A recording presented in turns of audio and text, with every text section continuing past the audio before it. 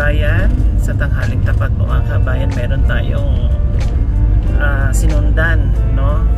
Akala natin ay nawala na dahil bigla palang lumiko dito mga kabayan. At ito, sinusundan natin, patuloy natin sinusundan si tatay o si kuya, no? Dahil tamang-tama yung kanyang tinda mga kabayan, ice buko, ay gamot sa sobrang init po mga kabayan, na maibsan man lang yung init. So ayan po si tatay, napakasipag po mga kabayan, napakatyaga. Dahil kung mahina ang resistensya mo, kung ikaw ay tatamad-tamad na tao, naku, ayaw mong lumabas sa ganitong klaseng napakainit mga kabayan. Dahil syempre unang-una, no, sasakit talaga ang ulo mo at pagpawisan ka talaga ng husto mga kabayan. Kung mahina pang resistensya mo, mahihilo ka pa. Pero si tatay, no reklamo. So ito bumalik. Nako, paano to tatay bumalik kayo? Mayroong nahulog. Walit ni tatay nahulog. Pakasabay ka ta. Hindi. Mas may landong. Walit niya.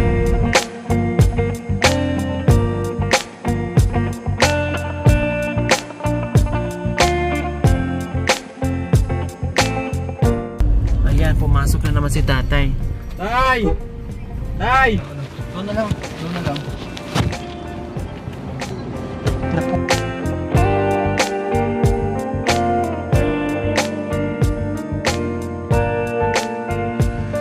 Hi po. Kumusta kayo, tatay?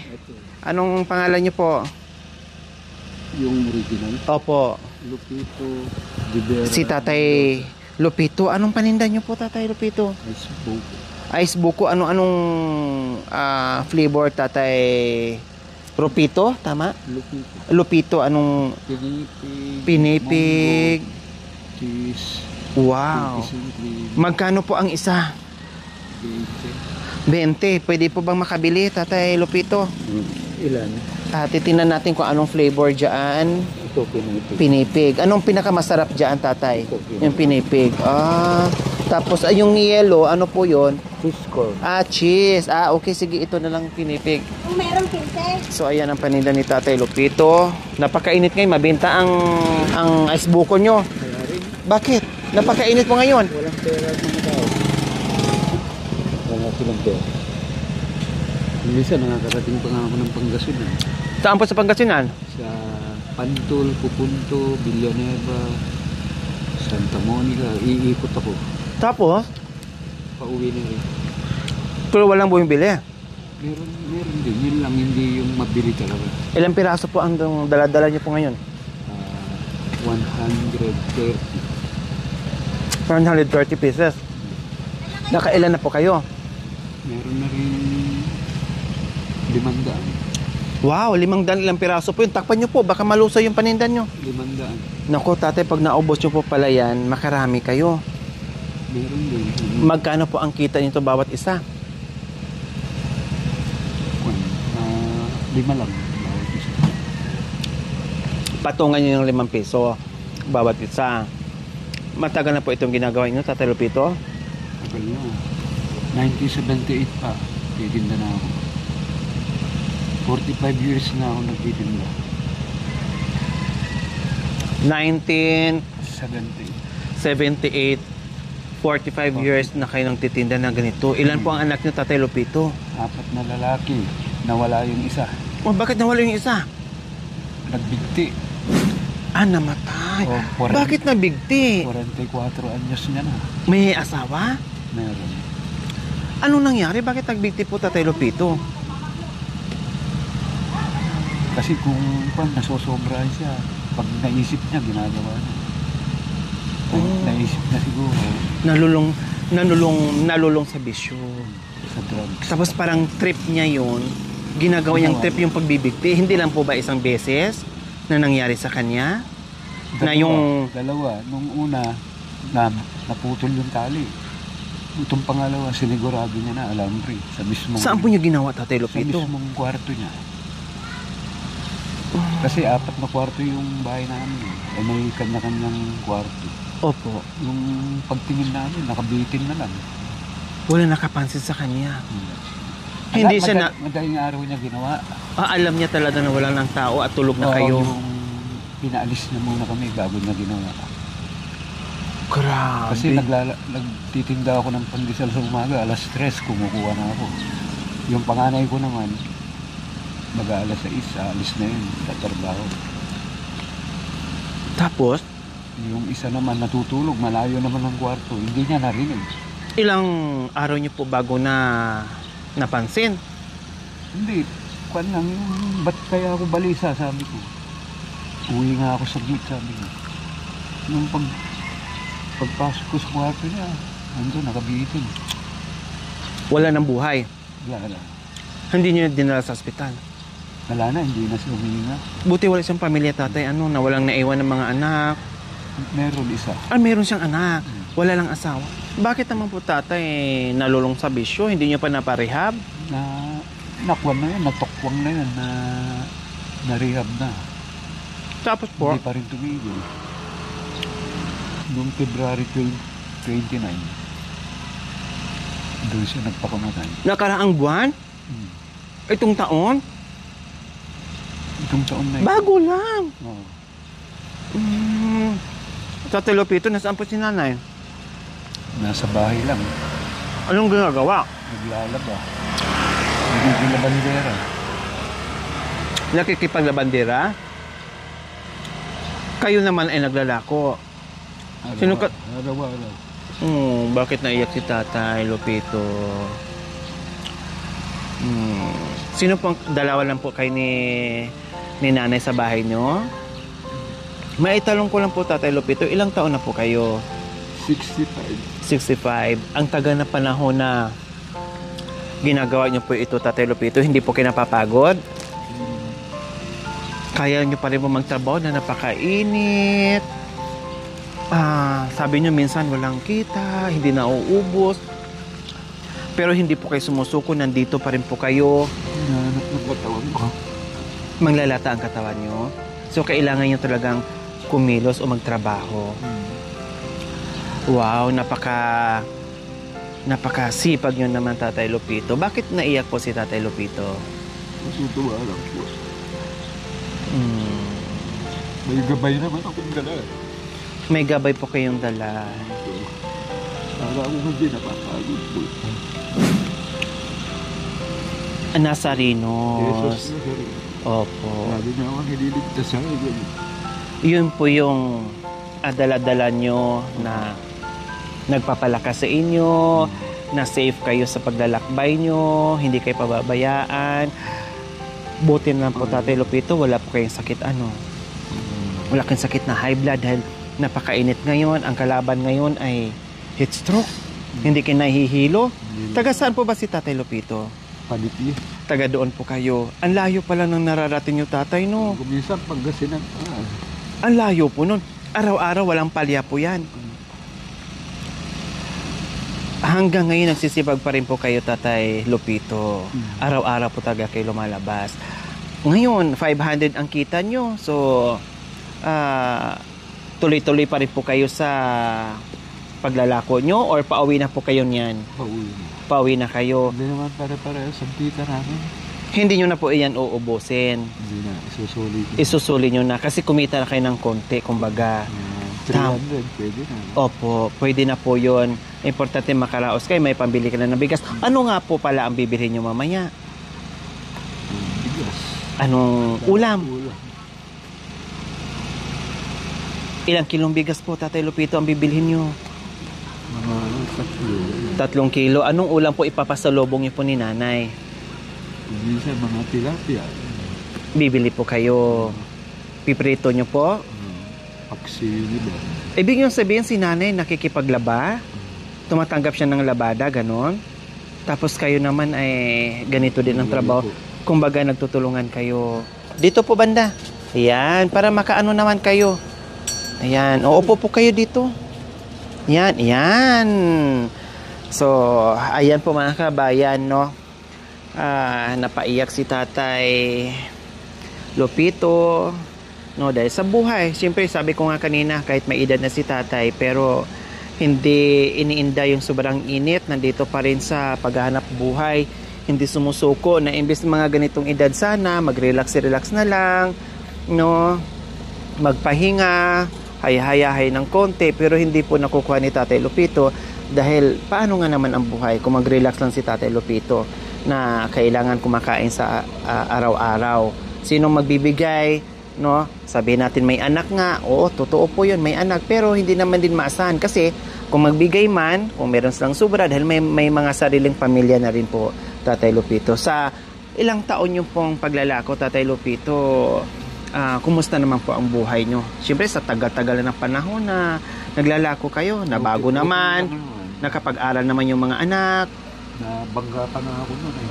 Nabangga po kayo sa... Na Ramos Hospital ako. Tapos po...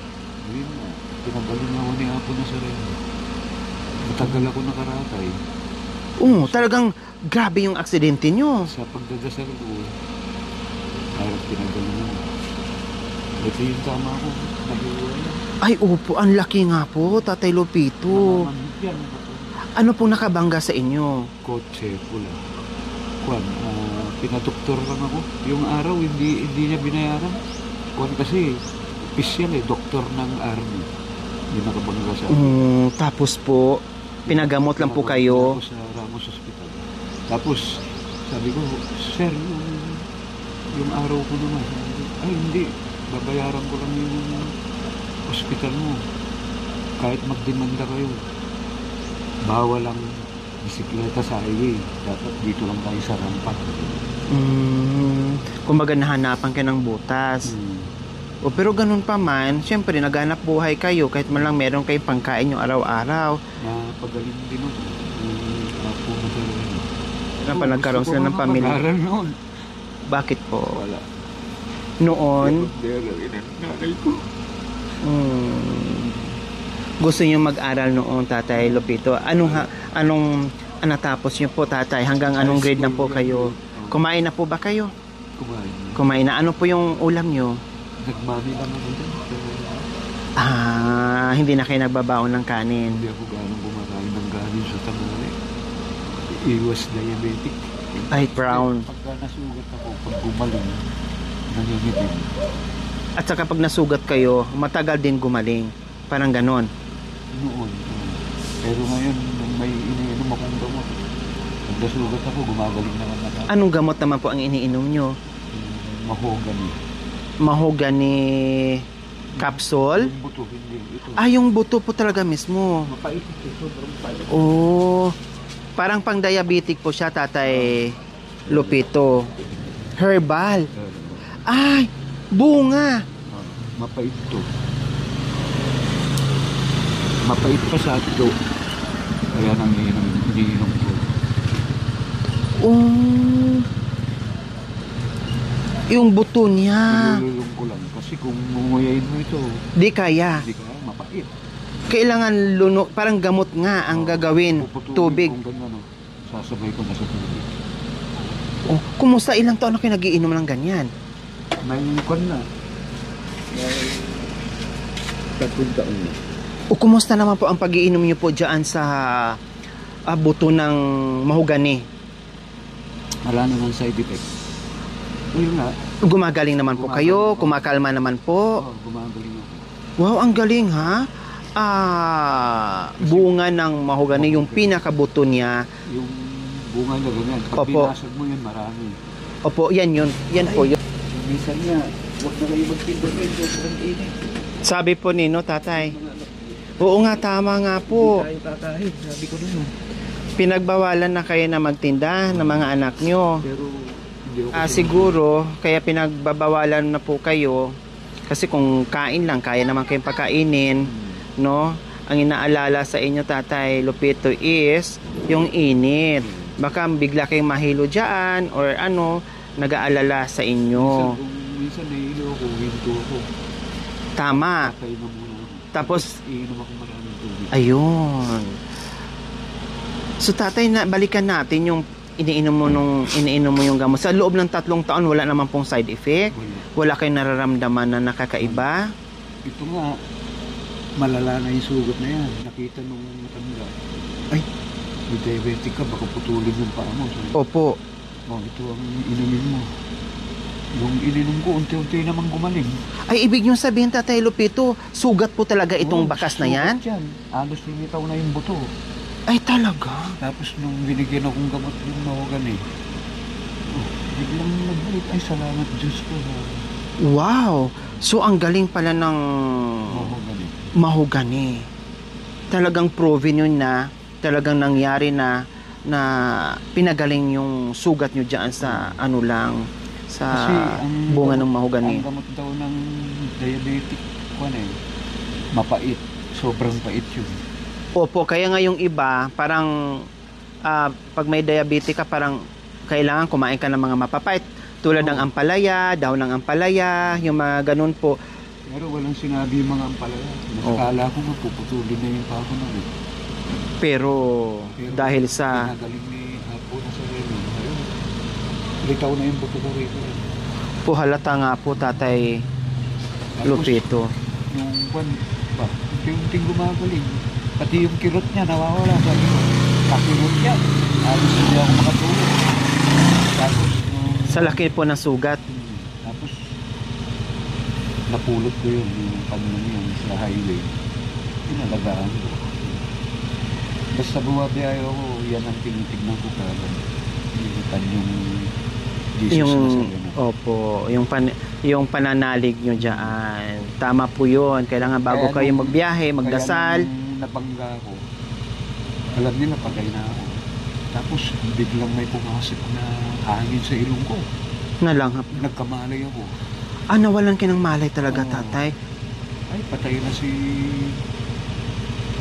mag-ice cream, sabi nila. Nakarati na ako ganun. Biglang humangin na malakas, pumasok sa ilong ko. Naginig ako yun, nagkamalay ako. Grabe pala talaga ang impact nyo nung nabunggo kayo. Grabe. Hinira ako talaga sakit. Sali, Bali nakasunod po sa inyo. Bahang, lumipad ako. Kasama ang bike. Yung bike, sinuyod. Tumilapon. Sinuyod niya. Yung bike ko muna, sinuyod niya ng kotse. Ako, Tumilapon. tumilapon ako. Nagikuti. Buti na lang kamo, ganun nangyari. Kasi kung nandoon din po kayo sa ilalim ng kotse, Patay na ako. madudurog din po kayo. Kaya nga, niligtas ako ni Ivan. Pero hindi ko pa dala-dala nun yun. Nung nag-disgrasya ako. Opo. Kaya nung napulot ko, inalagaan Napulot ko siya. lang po yan. Oo, inalagaan ko siya. Yung panyo nyo na yan, napulot nyo lang po, tapos inalagaan nyo. Hanggang ngayon dala-dala nyo pa. Ilang taon na po yung napulot nyo, Tatay Lupito? Meron na siguro, bigit kasi 20 years na? Saan po napulot? Saan nyo po Sa napulot highway. yung Nazarinos, Jesus Nazarinos na panyo? Sa highway, dito sa may Kamanggaan. Tapos, Ayun nga, bakit naisipan yung pulutin? parang nakukonsensya ako. Binasa ko eh. Ba, sino ko na sa review ito? Yun talaga ako. Tapos, ito sa katotohanan. Opo. Ilagay ko lang po, Tatay, pwede ko mangawin. Ang edad ko pa lang noon, mga kwan siguro, malilit pa yung anak ko. Opo. Namanata ako. Nagbubuhat ako ng cross. Oh. Ang katapusan nun, 9 years bago ka magiging Nazareno. Opo. Dinoble ko, 18 years. Ngayon, nung natapos ko yung siyam muli, mga anak ko na ang pumalit. Yung nagbubuhat ng Cross, pag Biyernes Santo. buhat ng 18 years nyo pong ginawa Ginawa. yung Tatay Lupito. Kaya nung nakita ko yung panyong yan, may gabay na ako sa Tapos ang sumalo ngayon sa ginagawa mo noon, mga anak ko. yung mga anak nyo, nandoon pa rin yung faith na isaling nyo po Oo. doon sa anak nyo. Yung cross ko, tinapalan ng anak ko. Kaya pagka nilakad na yun, parang tuloy pa rin yung panata ko. Tama. Wow. Ang panata ko. No po. Okay, sige, Tatay Lupito. Ako'y napahanga sa iyo, pero gaya ng sinabi ko kanina, pag nakaramdam kayo ng pagod, hingal, tabi kayo, no? Inom kayo ng tubig, magpahinga kayo sa lilim kasi napakadelikado, lalong-lalo yung tinakip mo lang sa ulo mo ay damit, tatagos din yan, baliwala yan.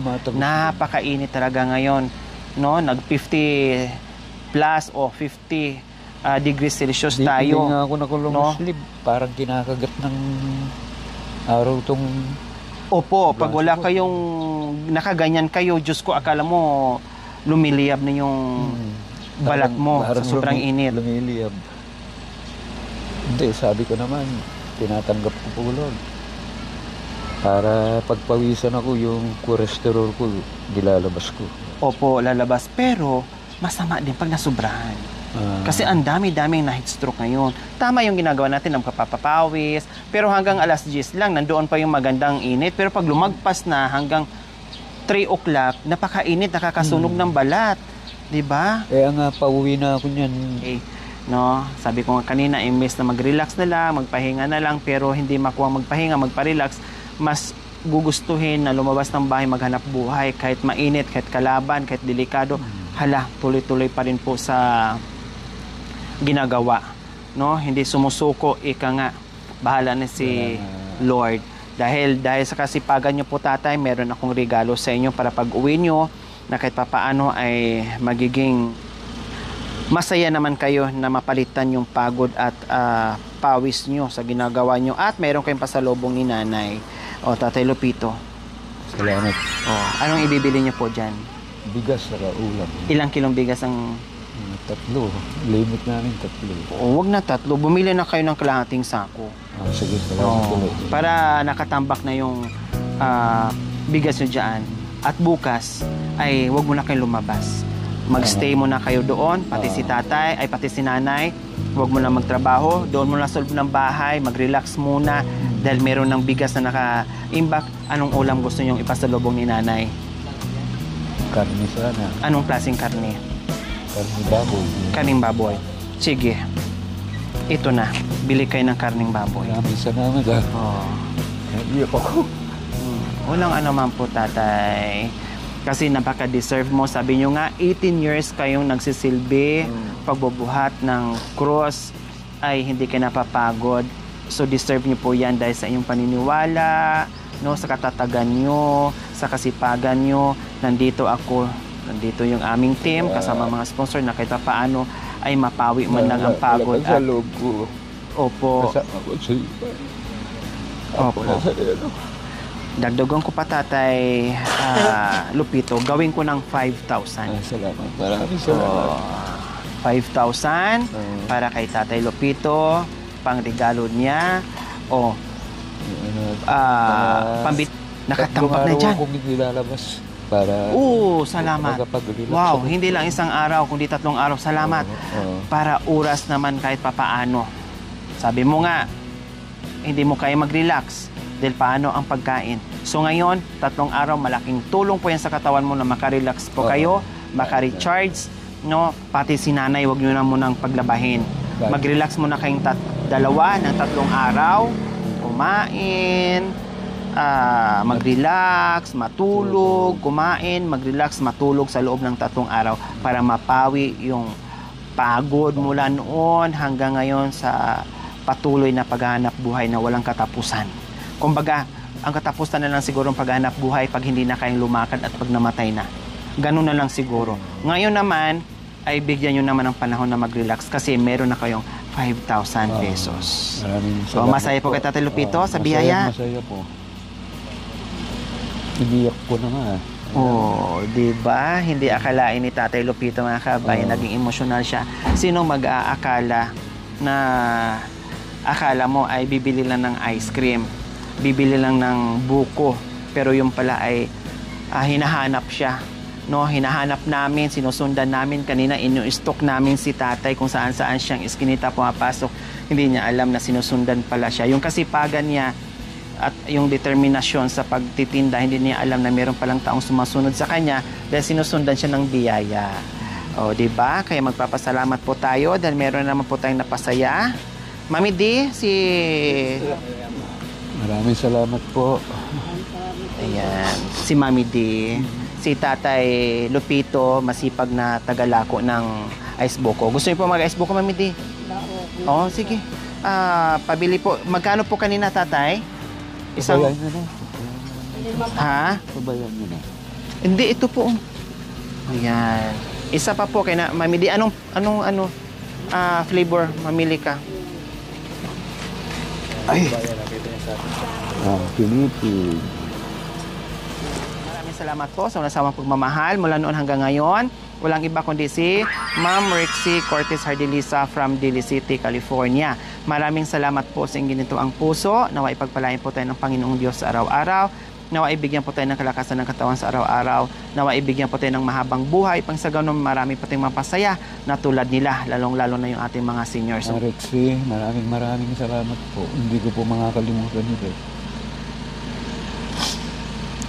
Ayan. Si Tatay Lupito ba mahilig din kumanta minsan? Mahilig. Oh, wow. Anong kanta ang lagi niya pong kinakanta, Tatay Lupito? Sakaling ikaw ay lalayo. Darating man ang isang araw, ika'y lilis at di na matanaw. Hindi ko na alam. O sige, kung sakaling ikaw ay lalayo, dalhin mo na rin pati ang puso ko. Wow. Pagkat ito ay di natitibok sa buhay na puno na ng kirot. Ang tangi ko na lang pakiusap, saan ka man ngayon o hirang, wag sana akong kalimutan ang ating nakaraan na kay sarap. Wow. Sakaling ikaw ay lalayo. Wow, sabi ni... Tama, naghahanap ako ng boyfriend. Wow! Kung kaya mong sagupain ang mga kamaon ng kayang misis, pwede mong gawin. Kaya sabi niya, kung sakaling ikaw ay lalayo, dalhin mo na rin ang buko at itinda mo. Kabayan, huwag niyo pong kalimutan, paki-share, subscribe sa aking YouTube channel, Lori Aquino Talita. Maraming salamat po, Gabi sa Sol.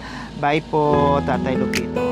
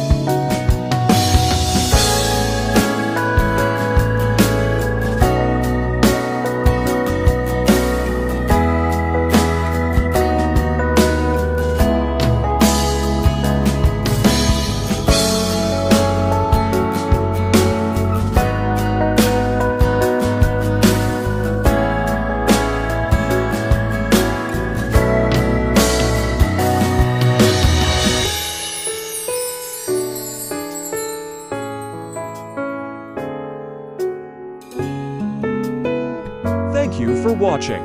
Don't forget to like, share, and subscribe.